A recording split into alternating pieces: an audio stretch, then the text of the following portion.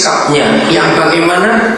Tidak malu itu. Saya tanya, ini sikap yang datang akan punya roti. Yang datang itu siapa? Kita. Siapa yang punya roti? Dialah orang Bethlehem. Bethlehem itu rumah roti. Siapa dia? Lalu siapa dia? Yesus. Jadi jangan malu datang kepada Yesus orang Bethlehem itu untuk ngotot minta, tapi bukan untuk istri, anak, dan cucu kita. Oleh karena itu. Oleh karena siapa? Ayo cepat, oleh karena siapa? Yang sedang lewat tengah malam. Bukankah dunia sedang tengah malam sekarang? Dan ada begitu banyak orang lapar di luar kita. Kami mengenyangkan suku-suku itu bukan dengan uang, bukan dengan roti. Kami mengenyangkan mereka dengan pendidikan. Karena kami tahu kalau mereka pintar, mereka bisa cari makan sendiri. Maka itu dengan Pak Tony, keluarganya semua kami berjuang untuk memajukan pendidikan di daerah-daerah terpencil. Sekolah-sekolah kami yang kami bangun di Papua itu sekolah gratis. Termasuk sekolah di Sukuwana, itu sekolah gratis. Oleh kemurahan Tuhan, sampai Juli tahun ini, kami di Papua sudah ada 33 sekolah. Dan sekian puluh persen sekolah gratis. Bayangkan, gara-gara ayat ini. Kita akan lihat kembali ke ayat 5. Ada dua kata yang unik. Satu, pinjamkan.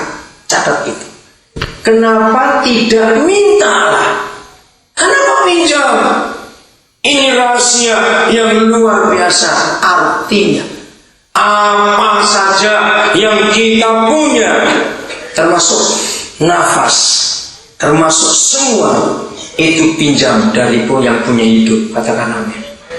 Tidak ada seorang pun di antara kita yang punya hak milik atas hidup ini. Katakan amin.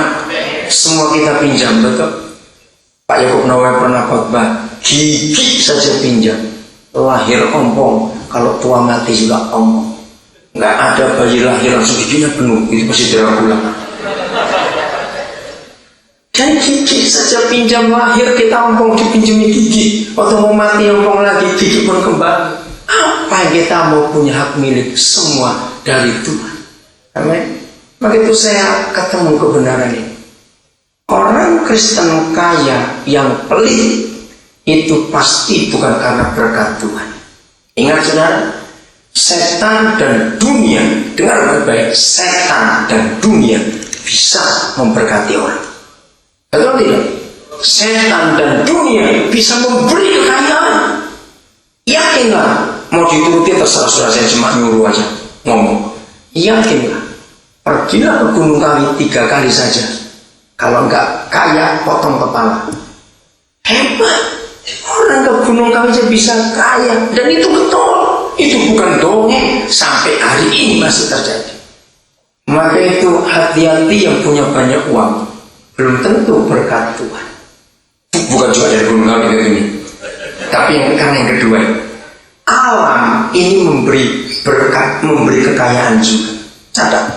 Saya punya 3 resep untuk kaya tanpa Tuhan. Gak usah perbunuhan, berdosa terus, gak usah sembahyang, pasti kaya. Catatan, bagikan pada orang lain. Sungguh ini. Nomor 1, coba catat, dapat warisan. Loh, betul tidak? Ayo langsung kaya enggak? Siapa jawab langsung kaya tidak? Langsung, gak usah sembahyang itu, gak usah.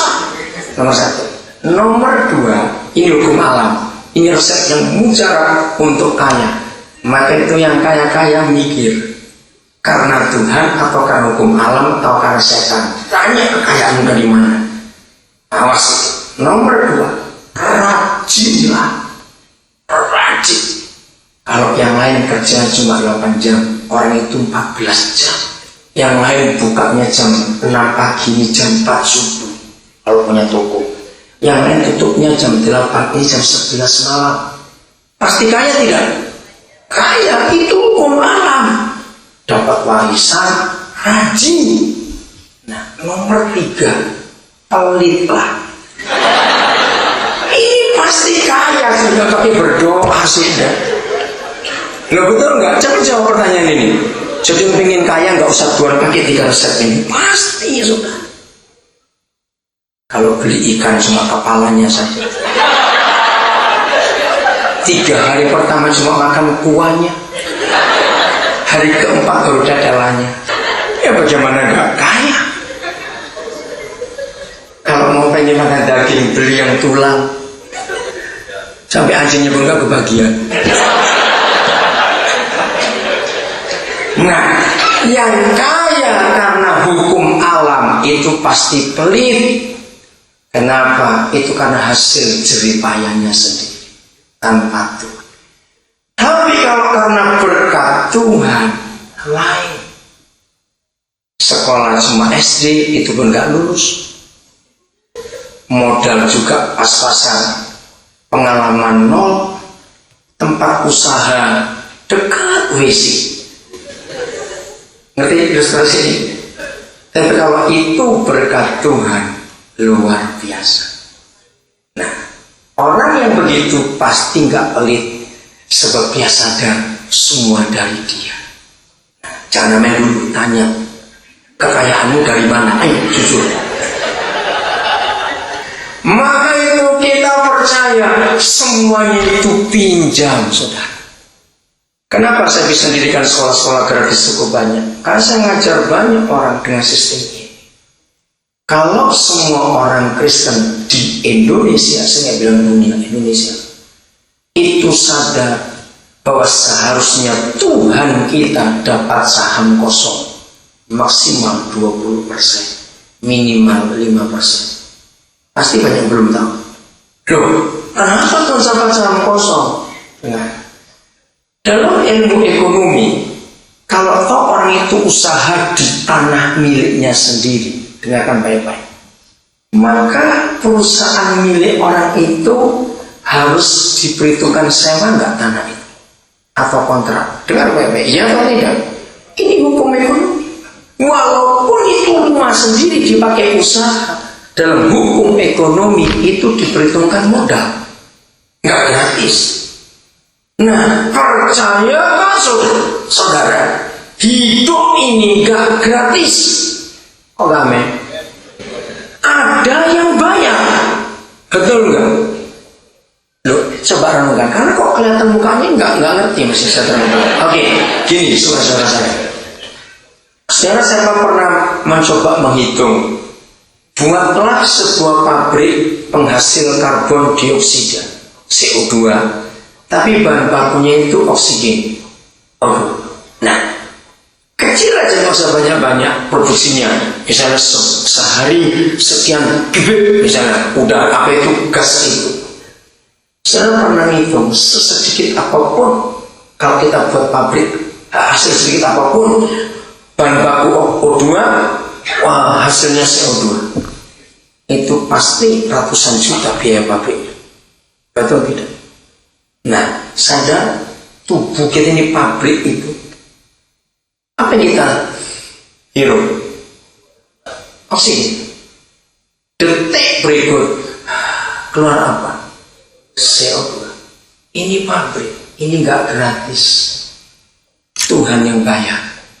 Metabolisme tubuh kita. Pernah renungkan itu? Satu kali seorang batuan, satu kali dia ngajar gini.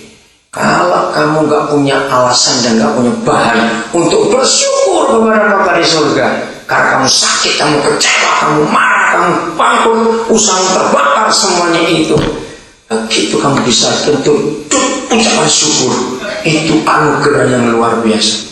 Kok gak ada yang ngapain? Dan saya pernah sadar gak bisa kata itu mahal, saudara.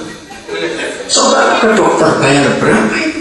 Nggak bisa kentut saja, itu mahal. Sebelum anak kami lulus dokter yang pertama itu, sekarang kami menguruskan 13 dokter, saudara. Sebelum anak kami pertama lulus dokter, saya tuh nggak berani tanya. Saya baca karena apanya, sikapnya, yang bagaimana, tidak malu itu. Saya tanya, ini sikap yang datang atau yang punya roti? Yang datang itu siapa? Kita. Siapa yang punya roti? Dialah orang bad, Bethlehem. Bethlehem itu rumah roti. Siapa dia? Siapa dia? Yesus.